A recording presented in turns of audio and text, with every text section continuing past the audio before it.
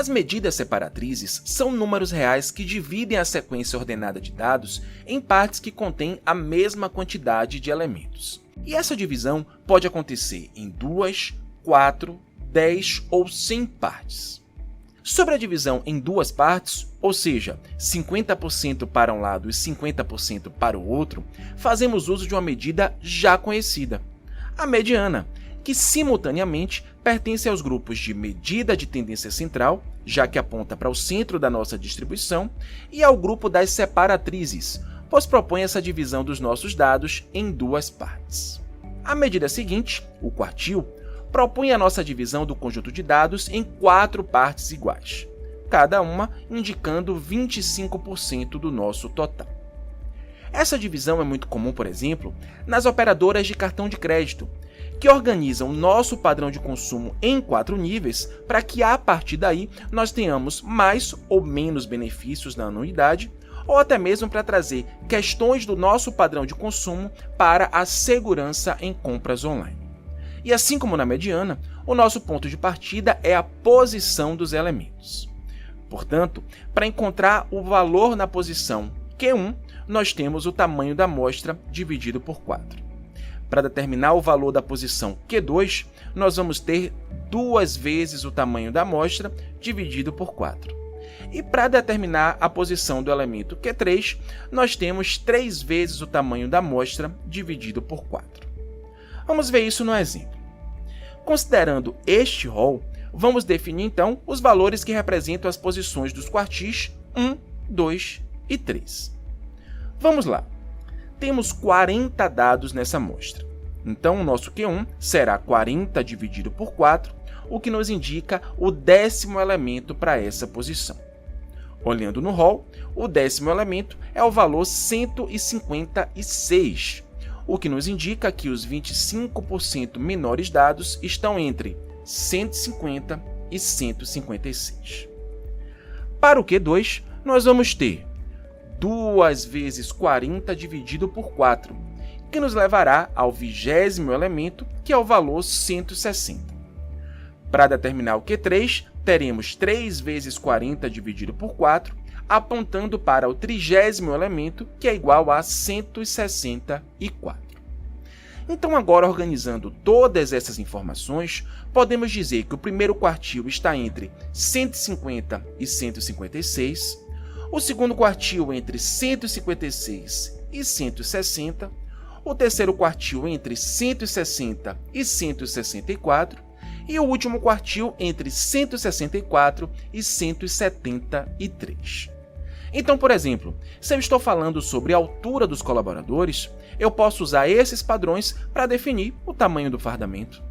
Agora, avançando para os dados representados por uma variável discreta, nós vamos continuar precisando da definição dos nossos elementos quartis e depois, através da frequência acumulada, nós vamos conseguir determinar qual elemento é aquele que nós estamos buscando em uma determinada posição. Mais um exemplo.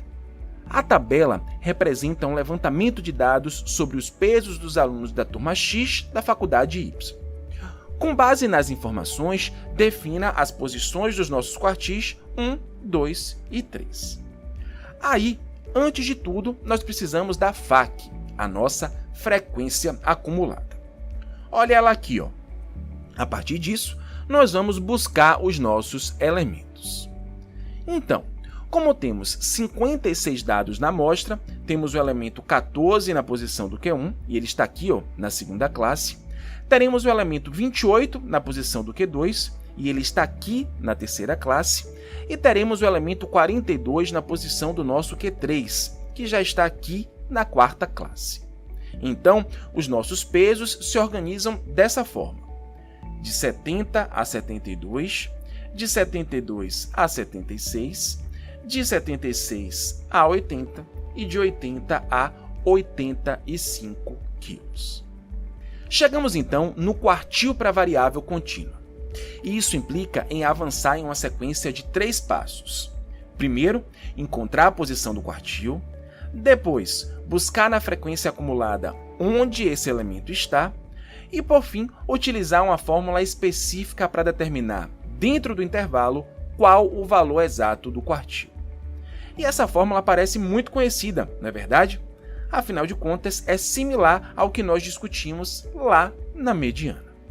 Temos LI como limite inferior do intervalo, FAQ anterior indicando a frequência acumulada da classe anterior àquela em que o nosso quartil está, FQ para indicar a frequência simples do nosso intervalo onde o quartil está, e H, que nós já sabemos, representando a amplitude do nosso intervalo. Vamos de exemplo. Olha aqui. Diante da distribuição ao lado, defina o quartil 1. Precisamos, então, incluir a nossa FAQ para começar o processo. Depois disso, vamos para a posição do nosso elemento. 56 dividido por 4, que indica aí o nosso 14º elemento como aquele que finaliza o primeiro quartil. Então, de acordo com as informações da frequência acumulada, esse elemento está na segunda classe. Aqui, o limite inferior da classe é 17, a frequência acumulada anterior é 6, a frequência simples da classe é 15 e o valor de H é igual a 10. Portanto, colocando todas essas informações nos seus respectivos lugares na fórmula, chegamos até o valor 22,33, o que nos indica que os 25% menores dados dessa série estão entre 7 e 22,33. Compreendido até aqui? Vamos avançar então para o decil, uma separatriz que nos permite organizar os nossos dados em 10 faixas com 10% cada. Como exemplo de aplicação, nós temos aqueles psicotestes para tirar a carteira de motorista. A análise do nosso desempenho dos testes é realizada de forma conjunta, e isso nos coloca em um decil de aprovação imediata ou em um decil para análise posterior de desempenho. E para essa medida, o nosso processo segue o mesmo caminho que nós vimos anteriormente. Só que agora a nossa divisão ocorre por 10, para representar essas nossas 10 partes que a medida propõe. Então, se é uma variável discreta, identificamos a posição do elemento decil e depois verificamos na frequência acumulada para saber qual valor está naquela posição.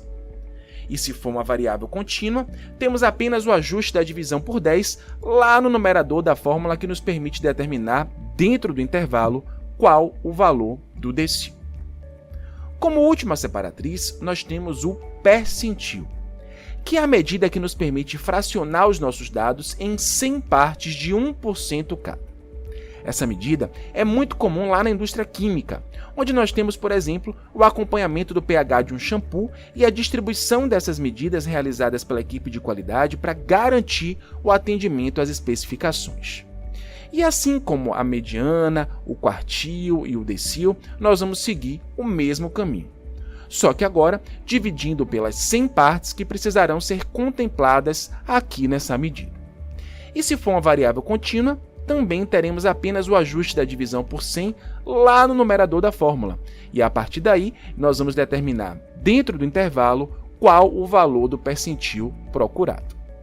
As separatrizes são mediana, quartil, decil e percentil, e o processo de obtenção de todas elas foi visto aqui.